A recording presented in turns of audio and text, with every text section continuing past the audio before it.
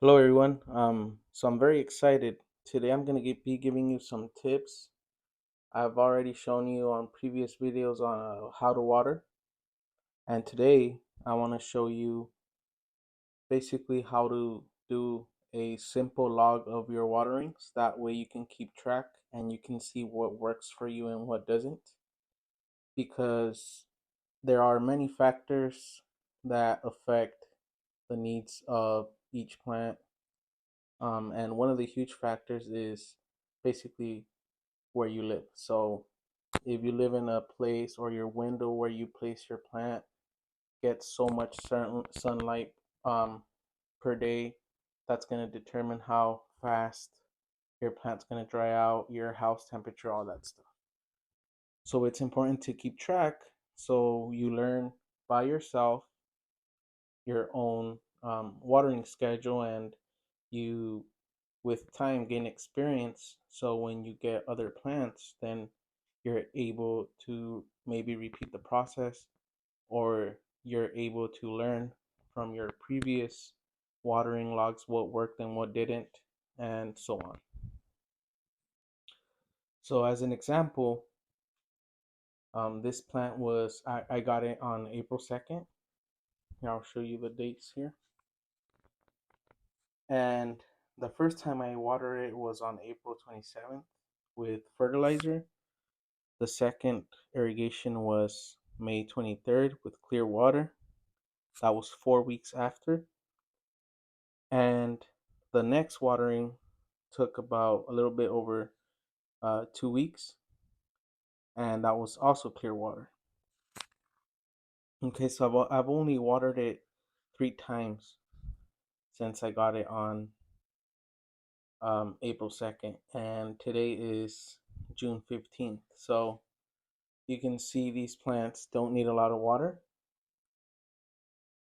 and I'll show you proof that it doesn't need a lot of water. My proof is the blooms are still intact, the leaves that I started with are still intact, and my roots, which I've mentioned before, the roots are the life of the orchid. They're actually growing right now, which is pretty good to see inside a house.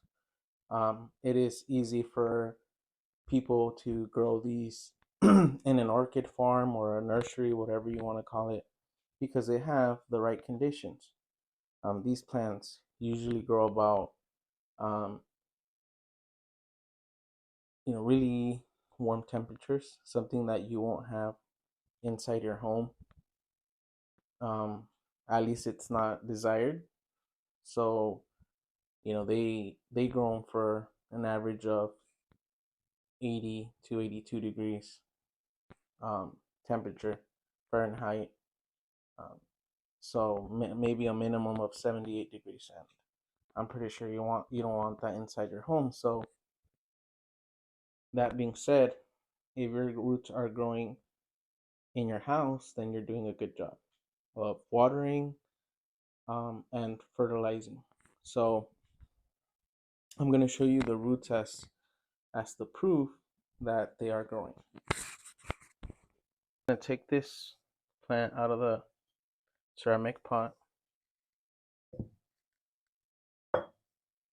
and I'm going to show you. So what you want to see is light roots with the tips that are even lighter. So this is one that is currently growing. Here's another tip that is currently growing here as well. This is one of the main roots that I marked with the Sharpie, and I marked it when the tip was hitting the Sharpie mark, and it is now gone beyond that into the medium, into the bark. So it's growing. And here's another larger root that is growing. So this tells me my watering is on point. If I underwater, then the roots dry out completely and it is Um, Easier if you keep it on the dry side to recover the plant. If you do go beyond the what is desired, the dryness or the aeration, that's why I always say it is better to underwater than to overwater, because if you overwater, then it's harder to recover your root. And I'm gonna mention it again, the roots are the life of the plant. So I believe if you make a log just like this is a simple one, then you're able to learn as you take care of orchids, and you're gonna see your blooms are gonna last a very long time. Once the blooms fall off and you decide to try to grow this plant, then you're gonna need something like this as well, with the appropriate fertilizer so you can um, grow your plant faster. But this basically the same rules of irrigation apply. And once you go through your first orchid and then you buy your second one after your blooms fall off that one, hopefully from 4 to 6 months depending on the variety, then you're gonna learn how to keep the flowers from falling for a very long time each orchid that you buy, because you're not gonna know when to water. These orchids um, are meant to be, they like to be watered only when they need it. It's not a calendar schedule, so you don't say, oh, every 2 weeks or every 3 weeks. No, it's when the plant needs it, when the roots are silver or white, whatever color you want to call it, and you don't let it stand in water for a very long time. Like I mentioned before in the videos, these plants originally grow on the bark of trees where they don't get much water. The bark doesn't hold on to a lot of water, so these plants love for us to replicate that condition. So if you think, for example, I've watered this only 3 times, from April 2nd all the way to now, that is June 15th, I've only watered this one 2 times. One with fertilizer and one with clear water. And, a lot of people are going to be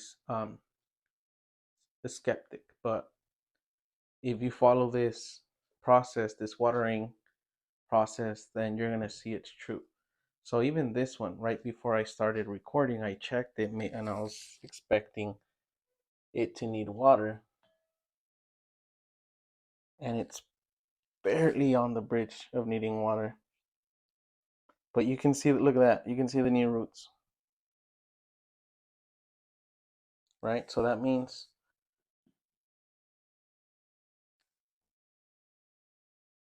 the plant is perfectly healthy. No leaves have fallen off, no flowers have fallen off, the roots are growing, and I've only watered it 2 times since April 2nd. Now, in a orchid farm or a nursery, because they keep temperatures high, because they have control over the climate in terms of light, humidity, and so on, then they might water every 15 days, every 12 days in the summer, something like that. Okay, I know I did that. I know I did that when I managed, um, and I still manage the irrigation in a orchid farm.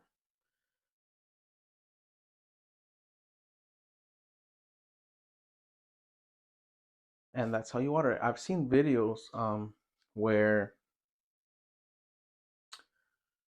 people say, "Oh, let it stand in water." No, that creates disease. That creates a condition that your plant becomes very susceptible to rocks, to bacteria, to funguses.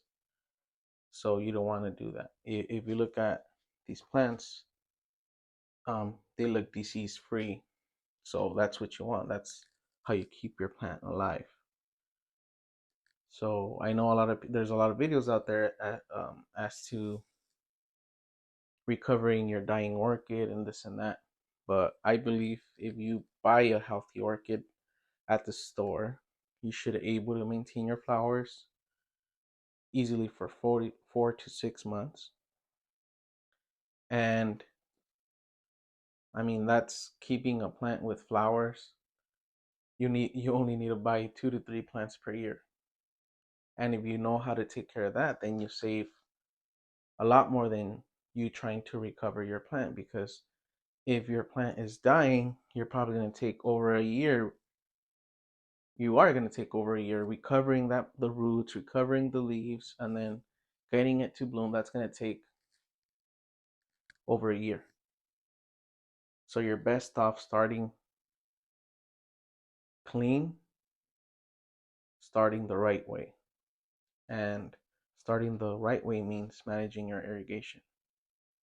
I'm going to mention it again. If you water too much, it is worse than watering your orchid more on the dry side.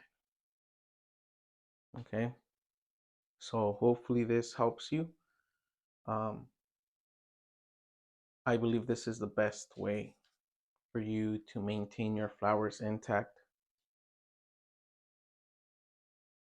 by managing your watering. If there's something that I've learned growing millions of orchids in my lifetime is, and working with orchids in my lifetime is that. Okay, so hopefully this helps you. If you guys have any questions, please comment. If you guys like the video, like the video. And if you want to learn more, then subscribe. And let me know what you guys want to learn. So I'm making these videos as I water these plants, so you can learn and so you can see that I'm not trying just to get likes and to get views. This is happening. Um, and I'm showing you with these plants inside my house. I can show you at an orchid farm. I can show you in a nursery, but we have very tight climate conditions in the night, in the daytime.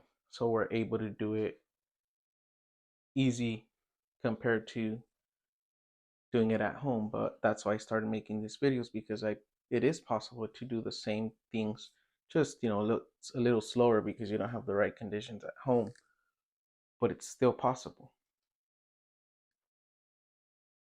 Might take a little longer, but it's worth it.